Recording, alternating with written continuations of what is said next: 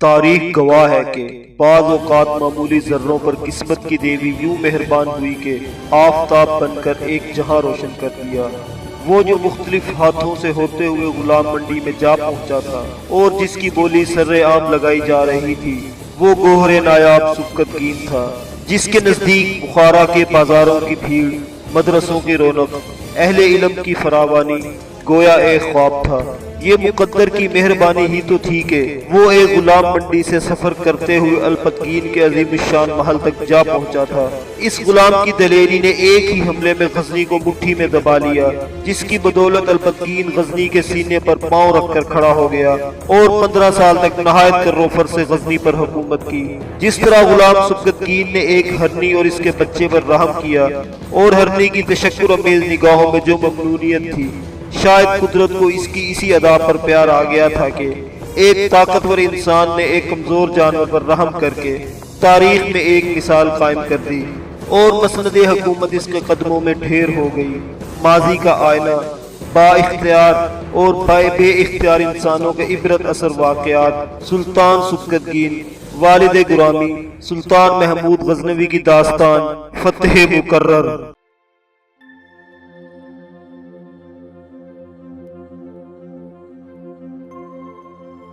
مہاراج مسلمان ہم پر نظر رکھے ہوں گے۔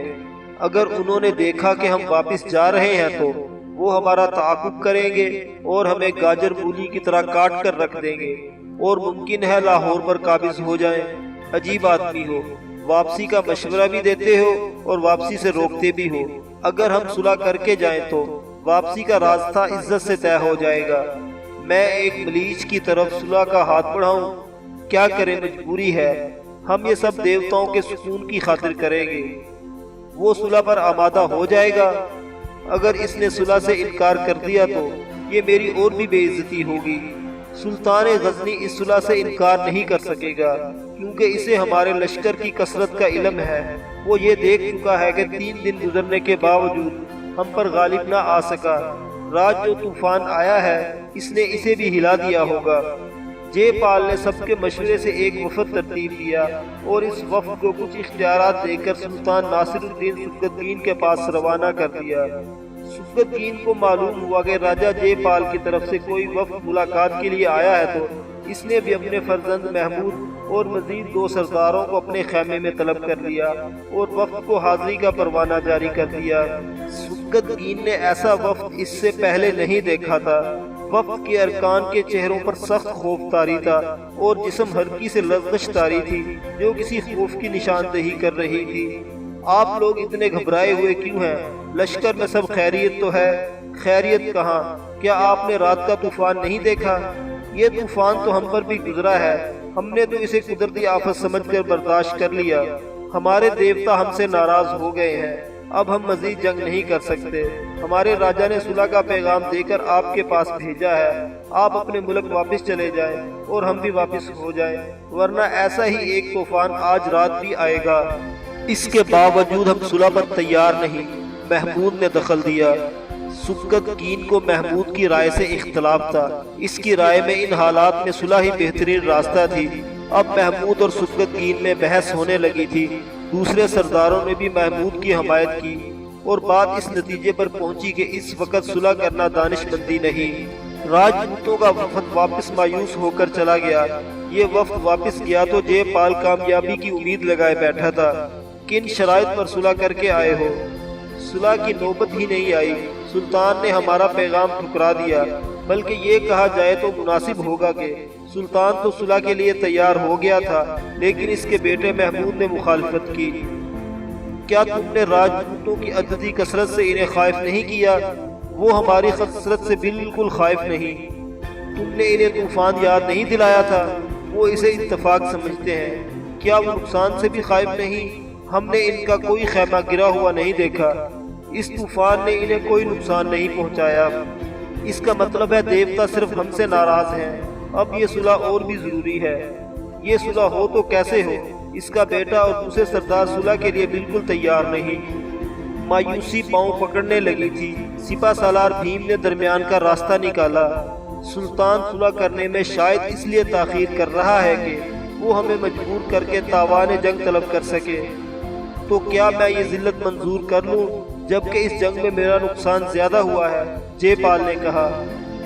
ہم اس وقت کسی بھی قیمت پر صلح کرنے کے لیے مجبور ہیں، بھیم بولا۔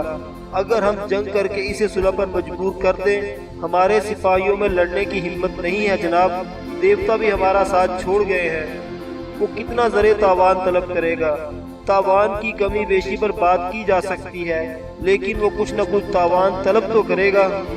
جے پال نے اب دیر کرنا مناسب نہ سمجھا، ایک اور ایلچی کو بہت سی باتیں سمجھا کر سبکتگین کے پاس بھیجا۔ وفد کو روانہ ہوئے زیادہ دیر نہیں ہوئی تھی کہ ایک ایلچی آ گیا۔ سلطان کے خیمے میں ابھی تک اس کے سردار جمع تھے اور مشورے ہو رہے تھے۔ ایلچی کو بھی وہاں پہنچا دیا گیا۔ ایک مرتبہ پھر صلح کے پیغام پر بحث ہونے لگی۔ محمود اب پہلے سے بھی زیادہ طیش میں تھا۔ ایک مرتبہ پھر اس نے صلح کے پیغام کو سختی سے ٹھکرا دیا۔ اب یا تو جے پال غزنی پہنچے گا یا ہم لاہور پر حکمرانی کریں گے، اس سے کم پر بات نہیں ہوگی۔ اب ایلچی نے وہ داؤ چلایا جو سبکتگین کے جذبہ ترحم کو ہوا دینے کے لیے کافی تھا۔ ابھی آپ اہل ہند اور خاص طور پر راجپوتوں کی جہالت اور تعصب کی حقیقت سے پوری طرح واقف نہیں۔ اس قوم کی جہالت اس حد تک پہنچ چکی ہے، جب ان پر کوئی مصیبت پڑتی ہے تو اس سے چھٹکارا حاصل کرنے کے لیے کوئی ذریعہ نہیں رہتا تو یہ مجبور ہو کر یہ قدم اٹھاتے ہیں کہ اپنا تمام مال و اسباب اور بیش قیمت قیمتی اشیاء مایوس ہو کر آگ کی نظر کر دیتے ہیں، اور اس فعل کے بعد اپنی آخرت کی بہبود کی تصور کرتے ہیں۔ لیکن اگر اس کے بعد بھی مصیبت چھٹکارا پانے کی کوئی راہ نظر نہیں آتی تو اپنے قدیم رواج کے مطابق اپنی عورتوں اور حرم سراؤں کو بھی نظر آتش کر دیتے ہیں، اور پھر جب یہ دیکھتے ہیں کہ ان کے پاس دنیاوی مال و متاع کچھ نہیں رہا تو پھر یہ دشمن سے زبردستی مارکہ آرائی کرتے ہیں اور اس مارکے میں اپنے آپ کو بالکل فنا کر دیتے ہیں، اور سوائے مٹی کے ان کا نام و نشان کچھ باقی نہیں رہتا۔ سلطان محترم، اب ان کی مصیبت اس حد تک پہنچ چکی ہے کہ اپنے پرانے دستور کے مطابق عمل کریں۔ اگر آپ کو ان کی تباہی و بربادی ہی منظور ہے تو خیر، ورنہ بہتر یہی ہے کہ آپ صلح کر کے ان کو اس تباہی سے بچا لیں۔ اس ایلچی کی یہ تقریر اتنی پر اثر تھی کہ سب کو متاثر کر گئی۔ سبکتگین تو ویسے ہی نہایت نرم دل تھا، محمود بھی پگھلنے لگا، لیکن وہ جلد بازی کے حق میں بھی نہیں تھا۔ ہم صلح پر تیار ہیں، لیکن اپنے راجہ سے کہو وہ ہمارے نقصان کے ازالے کے لیے تاوان کی رقم ادا کرے۔ نقصان تو ہمارا بھی ہوا ہے، پہل بھی تمہارے راجہ نے کی تھی، لڑنے کے لیے ہم نہیں آئے تھے، وہ نکلا تھا، ہم تو اس کا راستہ روکنے آئے تھے، لہٰذا وہ اپنے نقصان کا دعویٰ نہیں کر سکتا۔ آپ کتنا تاوان طلب کریں گے؟ آپ کوئی رقم مقرر کریں تاکہ میں راجہ سے منظوری لے لوں۔ آپ کتنا تاوان طلب کریں گے؟ آپ کوئی رقم مقرر کر لیں تاکہ میں راجہ سے منظوری لے لوں۔ ہم اپنی طرف سے کوئی مطالبہ نہیں کرتے، اپنے راجہ سے کہنا، وہ جس قدر ادا کر سکتا ہے خود بتا دے، لیکن اسے یہ بھی باور کرا دینا کہ رقم ہمارے نقصان اور ہماری حیثیت کے مطابق ہو۔ محمود نے زر تاوان کی رقم کے تعین کا فیصلہ جان بوجھ کر جے پال پر چھوڑا تھا تاکہ اسے یہ تاثر نہ ملے کہ اسے مجبور کیا جا رہا ہے۔ دوسرا یہ کہ رقم کا تعین کرتے ہوئے جے پال کی عزت نفس کو ٹھیس لگتی تھی۔ ایلچی اٹھ کر چلا گیا، فاصلہ ہی کتنا تھا، وہ منظوری لے کر بہت جلد واپس آ گیا۔ مہاراج آپ کو 50 ہاتھی اور 1 لاکھ درہم کے برابر رقم دینے کو تیار ہے، ہمیں منظور ہے، سبکتگین نے کہا۔ یہ ضمانت کون دے گا کہ راجہ بد عہدی نہیں کرے گا؟ وہ اس وقت تو وعدہ کر رہا ہے، لیکن ہندوستان جا کر اپنے وعدے پر قائم بھی رہے گا۔ میری تو کوئی حیثیت نہیں ہے کہ میں ضمانت لوں، یہ تو راجہ ہی بتا سکتا ہے، ایلچی نے کہا۔ ایلچی اٹھ کر چلا گیا اور ایک قابل قبول ضمانت لے کر واپس آ گیا۔ مہاراج اپنے ایک معتبر رکن دولت کو اس تاوان کے عوض گروی رکھیں گے، اس کے جواب میں مسلمانوں کی ایک جماعت ہمارے ساتھ کر دیں۔ ہم عہد کرتے ہیں کہ اس جماعت کو زر تاوان اور 50 ہاتھی دے کر بہت جلد لاہور سے روانہ کر دیں گے۔ جب یہ لوگ آپ کے پاس پہنچ جائیں تو آپ بھی ہمارے رکن سلطنت دولت کو رہا کر کے لاہور بھیج دیجیے گا۔ بات معقول تھی، سبکتگین نے اس پر اتفاق کیا۔ جب جے پال کا نمائندہ پہنچ گیا اور اپنے آپ کو سبکتگین کے حوالے کر دیا تو سبکتگین نے بھی مسلمانوں کی ایک جماعت کو جے پال کے کیمپ میں بھیج دیا۔ اس جماعت کو لاہور جانا تھا اور زر تاوان اور 50 ہاتھی لے کر غزنی پہنچنا تھا۔ یہ جماعت 50 افراد پر مشتمل تھی، جس کی سربراہی سبکتگین کا ایک سردار کر رہا تھا۔ ابا جان، اب ہمیں بھی واپسی کی تیاری کرنی چاہیے، محمود نے مشورہ دیا۔ میں چاہتا ہوں جے پال رخصت ہو جائے، اس کے بعد بھی ہم غزنی کا رخ کریں گے۔ جے پال تو سر پر پاؤں رکھ کر بھاگے گا، اب تک لشکر کی روانگی ہونے والی ہوگی۔ ہمیں جلدی نہیں، میں اسے یہ موقع نہیں دینا چاہتا کہ وہ چلتے چلتے پلٹ پڑے اور پشت سے ہم پر حملہ کر دے۔ میں چاہتا ہوں وہ کم از کم آدھا راستہ طے کر لے، اس کے بعد ہم واپس جائیں گے۔ تو کیا یہ رات ہم یہیں گزاریں گے؟ کچھ ہی دیر میں رات پڑ جائے گی، ہم یہ رات یہیں گزار لیں تو بہتر ہے۔ اگر آج رات بھی طوفان آیا تو بڑی مشکل ہو جائے گی۔ مجھے امید ہے اللہ تعالیٰ آج رات ہمارا امتحان نہیں لے گا۔ اگر کچھ ایسا ہوا بھی تو ہم نے پورا انتظام کر رکھا ہے۔ جے پال کے خیموں کی طرف سے یہی خبریں آ رہی تھی کہ لشکر آہستہ آہستہ میدان چھوڑ رہا ہے۔ یہ لوگ اتنی تیزی سے جا رہے ہیں کہ بس کچھ ہی دیر میں میدان خالی ہو جائے گا۔ ابتدائی شب ہی تیز ہوائیں چلنا شروع ہو گئی تھی، لیکن اب مستقل خاموشی تھی۔ ایک مرتبہ پھر سب سر جوڑ کر بیٹھے اور دوسرے دن کی روانگی کے بارے میں معاملہ طے کیے جانے لگے۔ گفتگو کے دوران اس بوڑھی عورت کا بھی ذکر نکل آیا۔ چلنے سے پہلے ہم اپنی محسنہ کا شکریہ تو کرتے جائیں۔ واقعی اسے محسنہ ہی کہنا چاہیے، اس نے ہندوؤں کے عقیدے سے ہمیں واقف کیا، نہ وہ توجہ دلاتی اور نہ ہم چشمے میں غلاظت ڈالتے۔ اتفاق سے طوفان بھی آ گیا اور ہندو یہاں سے بھاگنے پر مجبور ہو گئے۔ واقعی وہ بڑھیا خدا کی طرف سے بھیجا ہوا کوئی فرشتہ تھی۔ تم لوگ گئے تو تھے، یہ تو دیکھا ہوگا وہ کہاں رہتی ہے۔ اس نے ہمیں چشمے کی طرف بھیج دیا تھا اور خود دائیں طرف مڑ گئی تھی، کہتی تھی یہیں سے کچھ فاصلے پر اس نے اور اس کے گاؤں والوں نے پڑاؤ ڈال رکھا ہے۔ جنگ ختم ہو جائے گی اور پھر اپنے گاؤں والوں کے ساتھ گاؤں میں چلی آئے گی۔ ہم کل صبح ہوتے ہی اس سے ملنے اس کے گھر جائیں گے اور ممکن ہوا تو اسے اپنے ساتھ غزنی چلنے پر مجبور کریں گے۔ صبح ہوئی تو وہ ان لوگوں کے ساتھ جو بوڑھی عورت کے ساتھ گئے تھے روانہ ہوا۔